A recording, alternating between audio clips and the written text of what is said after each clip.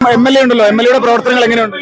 ഇവിടുത്തെ MLA പ്രവർത്തനം പരമ 100% പരമ നാറിയാണ്. കാരണം പാവങ്ങൾക്ക് ഒരു നേരത്തെ ആഹാരത്തിന് ഒരു തുള്ളി വെള്ളം പോലും എത്രയോ സ്ഥലങ്ങളിൽ വെള്ളമില്ലാതെ പാവങ്ങൾ കഷ്ടപ്പെടുന്നുണ്ട്.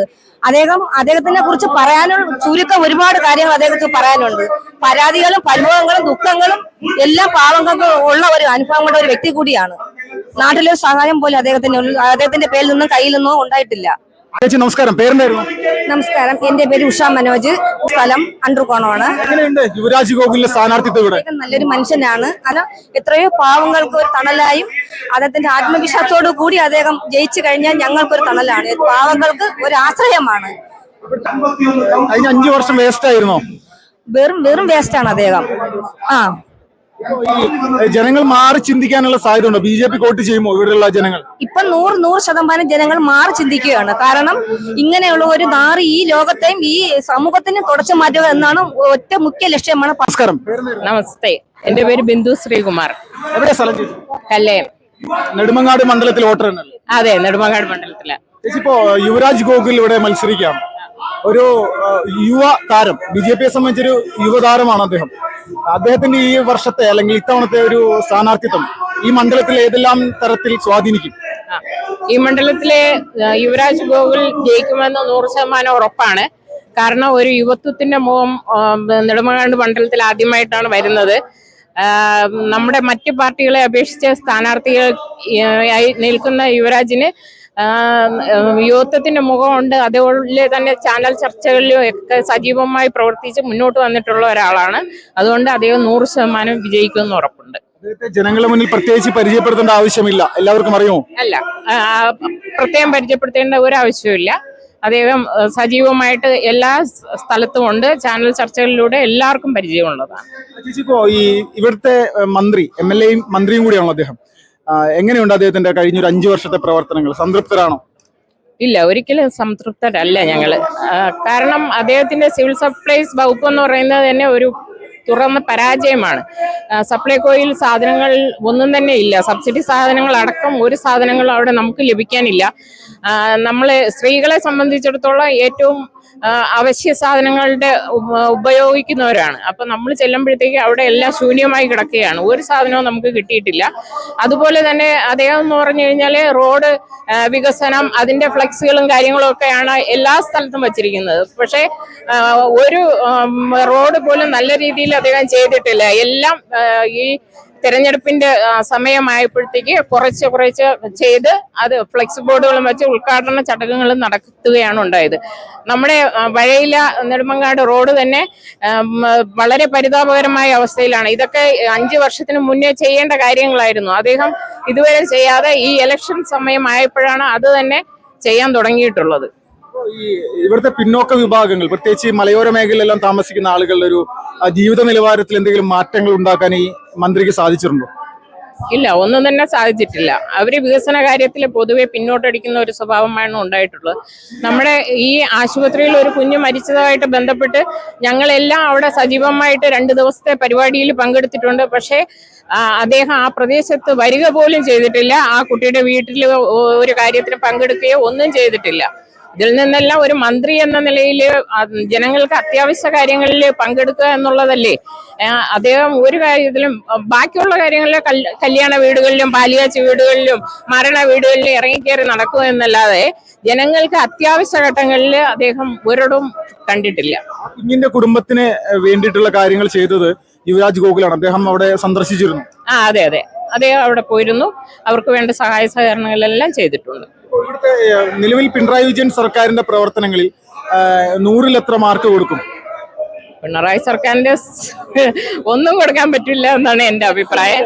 എത്രയും പെട്ടെന്ന് അവരെ അധികാരത്തിൽ നിന്ന് ഒഴിഞ്ഞു പോകണം എന്നുള്ളതാണ് നമ്മുടെ എല്ലാവരുടെയും ആഗ്രഹം. പരമ്പരാഗതമായിട്ട് LDF-നും UDF-നും വോട്ട് ചെയ്യുന്ന നെടുമങ്ങാട്ടെ ജനങ്ങൾ ഇത്തവണ താമര ചിഹ്നത്തിന് വോട്ട് ചെയ്യാൻ എന്തെങ്കിലും തരത്തിലുള്ള മടി കാണിക്കുമോ? ഇല്ല, മടി കാണിക്കില്ല. 100% അവർ താമരയ്ക്ക് തന്നെ വോട്ട് ചെയ്യും. കാരണം കോൺഗ്രസിലായാലും കമ്മ്യൂണിസ്റ്റിലായാലും ധാരാളം പേര് BJPക്ക് വോട്ട് ചെയ്യാൻ തയ്യാറായി നിൽക്കുന്നവരാണ്. അവര് നമ്മളോട് തന്നെ പറയുന്നുണ്ട് ഞങ്ങൾ ഇപ്രാവശ്യം താമരയ്ക്ക് തന്നെ വോട്ട് ചെയ്യുമെന്ന്. വീടുകളിൽ പോകുന്ന സമയത്ത് നല്ല രീതിയിലുള്ള റെസ്പോൺസ് ആണോ കിട്ടിക്കൊണ്ടിരിക്കുന്നത്? അതെ അതെ, ഞങ്ങൾ ചെല്ലുന്ന വീടുകളിലെല്ലാം നല്ല രീതിയിലാണ് പറയുന്നത്. ഒരു അദ്ദേഹം വരട്ടെ, ഒരു മാറ്റം വരണം എന്ന് തന്നെയാണ് ജനങ്ങൾ എല്ലാവരും പറയുന്നത്. നെടുമങ്ങാട് BJPയുടെ പ്രവർത്തനം ഇവിടെയുള്ള എല്ലാ ബൂത്തിലും ഉണ്ടോ? ഈ നിയമസഭാ മണ്ഡലത്തിലെ എല്ലാ ബൂത്തുകളിലും പ്രവർത്തനം? അതെ അതെ, എല്ലാ ബൂത്തുകളിലും കാര്യമായിട്ട് പ്രവർത്തനം നടത്തുന്നുണ്ട്. ഇന്ന് ഞായറാഴ്ചയായിരുന്നു. ആദ്യത്തെ അഭ്യർത്ഥന ഞങ്ങൾക്ക് കിട്ടിയിട്ടുണ്ട്. ഞങ്ങൾ എല്ലാ ബൂത്തുകളിലും ഇറങ്ങി വർക്ക് ചെയ്യണം. പേരെന്തായിരുന്നു? എന്റെ പേര് ഷീല എന്നാണ്. എവിടെ സ്ഥലം എവിടെയാണ്? കോലിയക്കോട്. നെടുമങ്ങാട് തോട്ടർ തന്നെയല്ലേ? അതെ, നെടുമങ്ങാട് തോട്ടർ. എങ്ങനെയുണ്ട് ഇത്തവണ ഈ നെടുമങ്ങാട് വിജയിക്കാനുള്ള സാധ്യത ഉണ്ടോ BJP? ജയിക്കാനുള്ള സാധ്യത ഉണ്ടെന്നാണ് കണ്ട എല്ലാ ലക്ഷണങ്ങളും പറയുന്നത്. കാരണം എന്ന് വെച്ചാല് പിന്നെ നമ്മുടെ സാധനങ്ങളുടെ വിലക്കയറ്റം, മറ്റ് ശബരിമല പ്രശ്നം, അങ്ങനെ പല പല പ്രശ്നങ്ങൾ കൊണ്ടും ഇവരെ ജയിക്കാനാണ് സാധ്യത. യുവരാജ് ഗോകുൽ ഒരു ചെറുപ്പക്കാരനായിട്ടുള്ള സ്ഥാനാർത്ഥിയാണല്ലോ. ഈ അതിന്റെ പേരിലാണോ ഇങ്ങനെ ഒരു ത്രികോണ മത്സരത്തിനുള്ള ഒരു സാധ്യത തെളിഞ്ഞത്? ചെറുപ്പക്കാരൻ എന്നൊരു വ്യക്തിമെന്ന് മാത്രമല്ല, അദ്ദേഹം നല്ല വ്യക്തിത്വത്തിനൊരു ഉടമയാണ്. അദ്ദേഹം നല്ലൊരു മനുഷ്യനാണ്. എല്ലായിടത്തും ഓടിയെത്തുന്ന ഒരു മനുഷ്യനാണ്. എല്ലാം സജീവമായി നിൽക്കുന്ന ഒരാളാണ്. എല്ലാ കാര്യത്തിലും എവിടെ നോക്കിയാലും അദ്ദേഹം ഉണ്ട് എന്നുള്ളതൊക്കെ അദ്ദേഹത്തിന്റെ ഒരു പ്രത്യേകത തന്നെയാണ്. ഈ കഴിഞ്ഞ ഇവിടുത്തെ MLA നിലവിൽ മന്ത്രി കൂടിയാണല്ലോ. അദ്ദേഹത്തിന്റെ പ്രവർത്തനങ്ങളിൽ സംതൃപ്തരാണോ നിങ്ങൾ ഓരോരുത്തരും? അദ്ദേഹത്തിന്റെ പ്രവർത്തനങ്ങൾ മോശം എന്നൊന്നും പറയാൻ പറ്റില്ല. അദ്ദേഹത്തിന് പറ്റും വിധം അദ്ദേഹം ചെയ്തിട്ടുണ്ട്. ചെയ്തില്ലെന്നല്ല, എങ്കിൽ കൂടി ഒരു തവണ നമുക്ക് നമ്മുടെ BJP കൂടി വരണമല്ലോ, ഭരണത്തിൽ വരണമല്ലോ. അതും എന്താന്നൊക്കെ നമുക്ക് ജനങ്ങൾക്ക് അറിയണമല്ലോ. അവരുടെ ഭരണത്തിന്റെ പ്രത്യേകത എന്താണ്, ഇവരുടെ ഭരണത്തിന്റെ പ്രത്യേകത എന്താണെന്നൊക്കെ അറിയണമല്ലോ. അപ്പൊ അതിന്റേതായ ഇവിടെ പിണറായി വിജയൻ സർക്കാരിന് 100-ൽ എത്ര മാർക്ക് കൊടുക്കും? ഒരു എന്ന് ചോദിച്ചാ ഒരു 40-45% കൊടുക്കാം. നമസ്കാരം. നമസ്കാരം. പേരെന്തായിരുന്നു? സുരേഷ് ബാബു. എവിടെ സ്ഥലം എവിടെയാണ്? സ്ഥലം വെമ്പായം. ചേട്ടാ, ഇപ്പോ ഈ നെടുമങ്ങാട് മണ്ഡലത്തിൽ ഒരു വാശിയേറിയ പോരാട്ടം നടക്കാൻ പോവുകയാണ്. എങ്ങനെയുണ്ട് ഇവിടെ BJPയുടെ സാധ്യതകൾ? എങ്ങനെയുണ്ട്? BJPക്ക് സാധ്യതയുള്ളൂ. കാരണം ഈ ഇടതു വലത് മുന്നണികൾ ഭരിച്ചു മുടിച്ച ഈ നാടിന് ഈ MLA മന്ത്രിയായിരുന്ന MLAയുടെ പരാജയം, വികസനം നടത്തിയിട്ടില്ല, സ്വന്തം ഫണ്ടിൽ നിന്ന് 1 രൂപ പോലെ മുടക്കി, ഒരു പദ്ധതി ആവിഷ്കരിച്ചിട്ടില്ല, ഉദ്ഘാടനം ചെയ്ത പദ്ധതികളൊന്നും പൂർത്തിയാക്കിയിട്ടില്ല. നമ്മുടെ